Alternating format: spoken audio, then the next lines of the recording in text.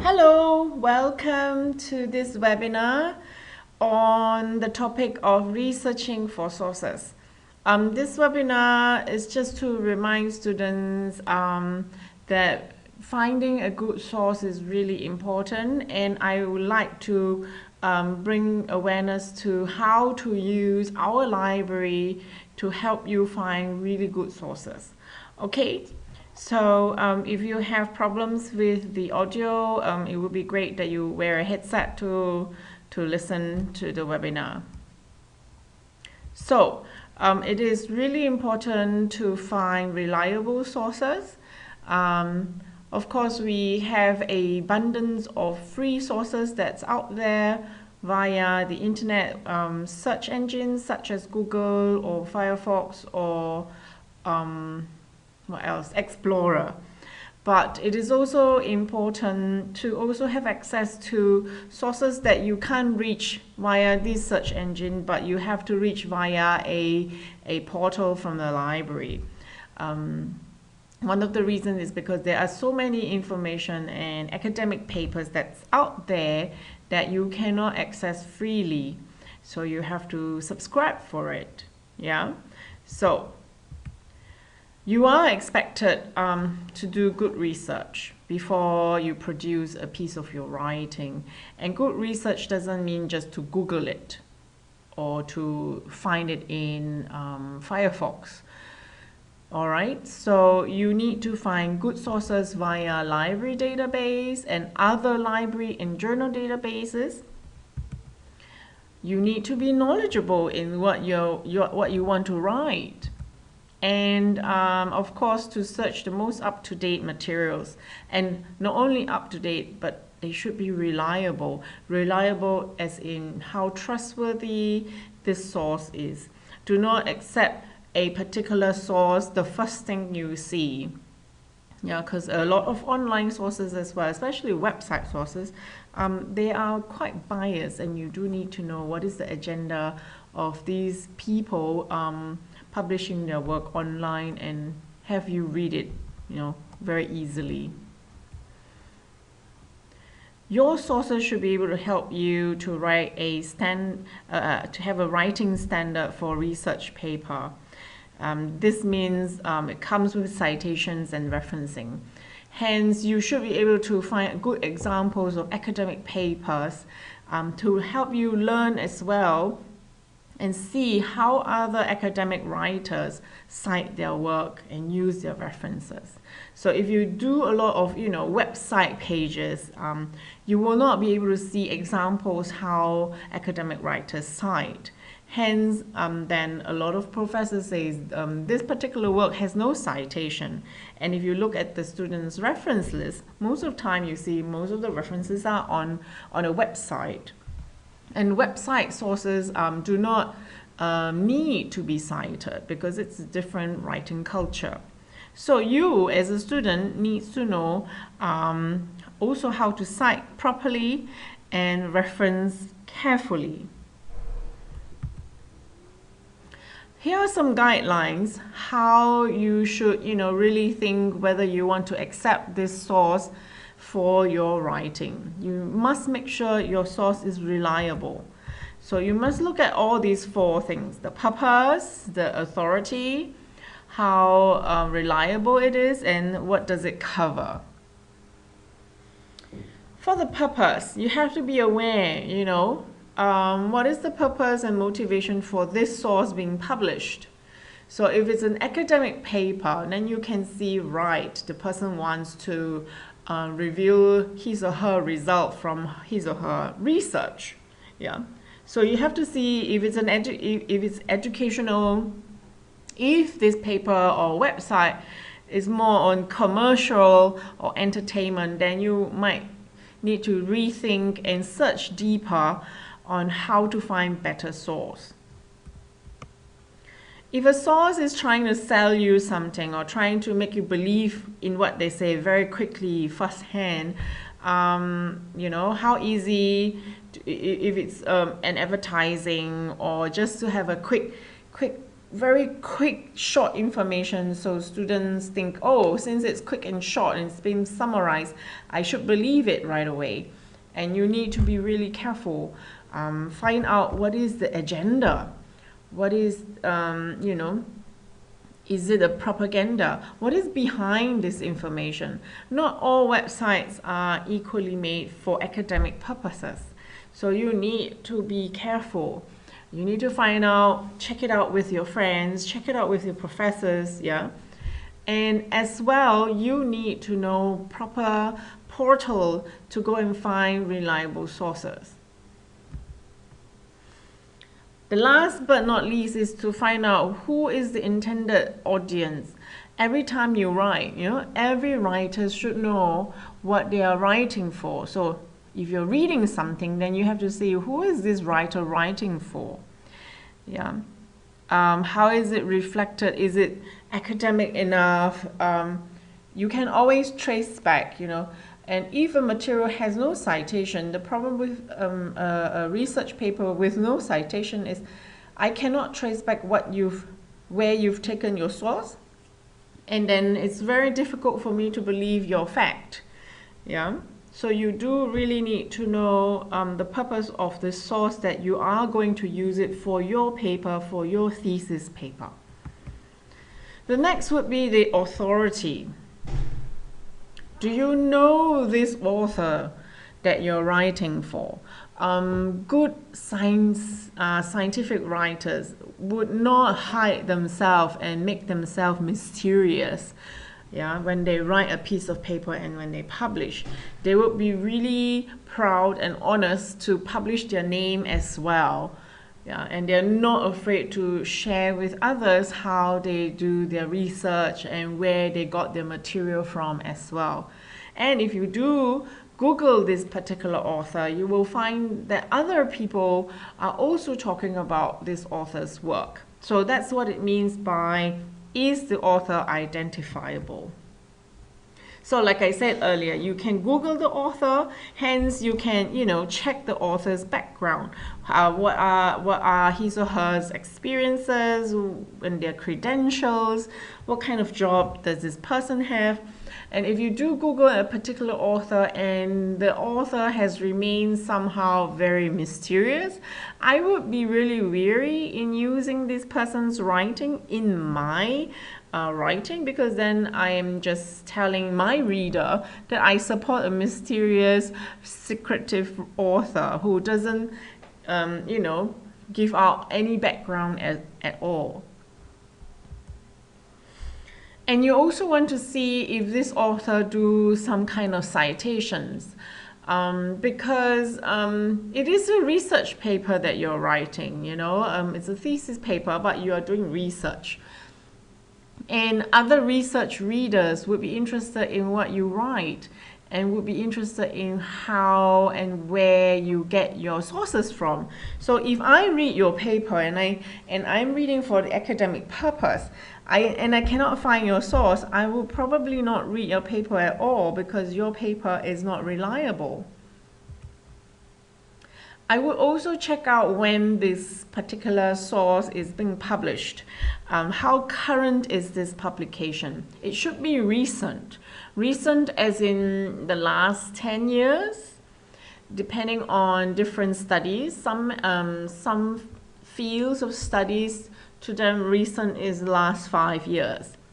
Anything more than 5 years is a little outdated. So you need to find out among yourself and with your professor in your study field, if you're a gender and diversity, what is recent?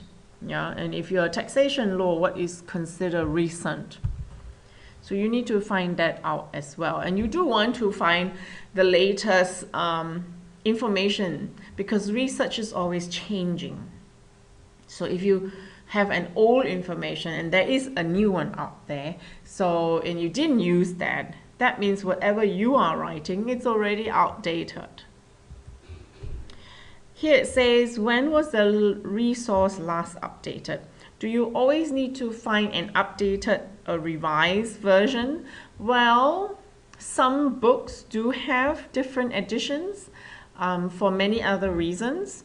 So it's nice that you have the updated one. Some books and authors would update their materials because they found new information, so they need to update these because they know these books that they have published are used by students at the university to report new things.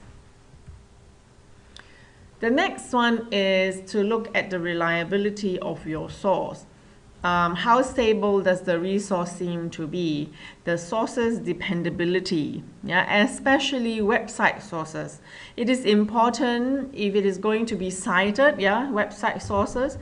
You just really need to see if my professor can have access to this again. Hence, in some referencing style, you do need to report the retrieval date. So before you publish your work or you print your work and hand it in to your professor, double check all your website links again. You might think, oh, my professor would not probably look at my references. I would definitely say you are wrong. I've heard so many professors saying, they have horrible references, I can't access them.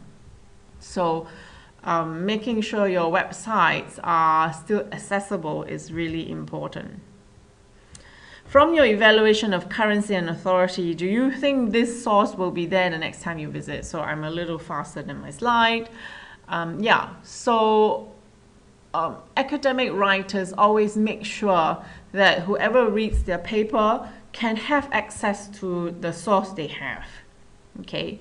So that you don't have to, print out as well your sources and hand it in your thesis. So if you have 20 sources, make sure, especially if it's a URL link, make sure it's still available. Website sources sometimes are taken down for other reasons, or maybe their server's full, so they have to take it down. So please do make sure you do that. Last but not least, a very small part is to look at the coverage of your source. What information is it included? Or, in fact, what information has it been omitted?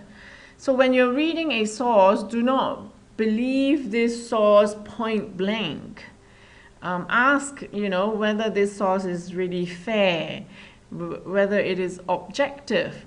Is there another opinion of this particular point of view? Because you are a researcher, and a research should look at a particular way of information and not just believe one fact point blank. So you also need to find out, for references wise, whether this source is a completed source, is it a private source, or whether it's on a way to be published. You need to then cite this really well in your reference list.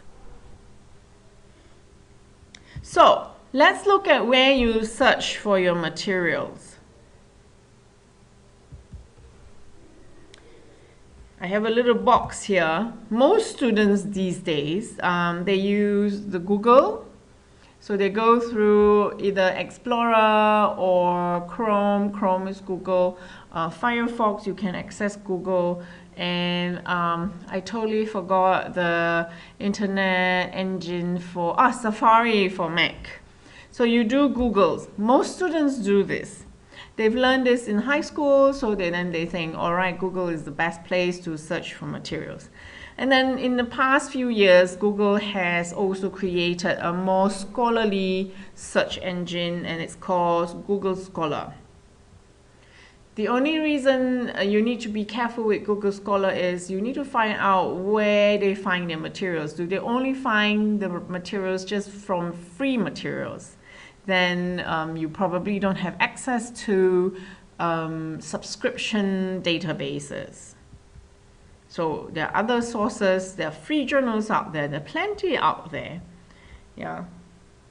And because there's so many out there, there is also a danger of being misinformed. So you also need to be careful with that. And then there are things that are not easily accessible via Google, like your library database.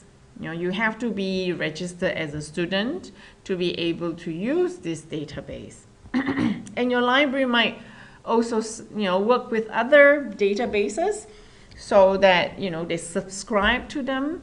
And if you're a student from our library, then you have access to them. And in these databases, you might also be able to find peer reviews. Peer reviews is very common in research papers because other writers and other researchers might want to look at your research if they think your research is important. And you'll see, you know, an important writer will get other people talking about them, and they are called peer reviews. So we have our library from our university have a special portal to find a more you know, specific materials out there. So the ones here in the light blue box, you know, they're freely available, widely available. It's very general. All free materials are accessible via internet website, internet web engine. Are they reliable? I would probably say you need to be careful and always find out what is the hidden agenda, what is the purpose that's being published. Databases are quite specific, or maybe specific in a sense that Google search cannot reach. It's also up to date, you know, the latest published work will be there. That means you get the latest information. And there are more sources, as in, you know, imagine you can only access this light blue box of information. But if you use our library portal, you'll be able to access something that Google's and other websites are not able to access because they need subscription. So are they better sources? I'm not saying they are better, they're just more sources. Both of these category of sources are just as good. You just need to be careful. Look at the purpose, the reliability, the authority, and the coverage of your source before you use it. So I'm going to promote our Library Catalog Plus. That's because, yeah, first of all, our librarian says, you know, if you go to Catalog Plus, everything is at your fingertips with a single search. Meaning, I'm guessing, it searches everything that's free online on top of all the things that's being subscribed by our library. So all in one location. So you don't have to go to 4 or 5 places or even travel to a different university, and Düsseldorf University or Essen University, to find a source. You can go to search all these via the Catalog Plus. So the Catalog Plus website says, well, it's an engine that searches our whole entire library, meaning Claver campus, Kamp-Lintfort campus. And then we have a lot of licensed sources as well, as in, you know, our library paid for these licenses, so you as a student can access it. And on top of that, you know, all the things that are freely available, even Google can find it, it's there. So you don't have to go to Catalog Plus and Google, you just go to Catalog Plus. More things from our library would be you can request a particular media, you can renew a loan. It's, you know, students always say, oh, I can only borrow it for a month. But you can extend your loan if no one is waiting, you know, for your source. And the best part is you can request a book or a chapter of a book via the interlibrary loan. The interlibrary loan, I believe, is accessible for you to all the libraries in North Rhine-Westphalia. That means if our campuses, both our campuses, do not have this particular book, and somewhere in Essen has a book that you need, you can just tell our library, and our librarians will order this book for you. Okay, there is a small fee of €1.50 for these transactions and postage, yeah, but it saves you a lot of time to first travel to Essen and then register and be a member there in the library, the Essen University, and then sit there for hours searching for that book. You can all do this in your comfort of our library computers and in the comfort of your own home in your computer. So I'm going to show you in this series of webinars how it's done. Okay, so That's all for this particular webinar. My next part 2 webinar, we're going to go online to check out how you can use Catalog Plus. See you there. Bye-bye.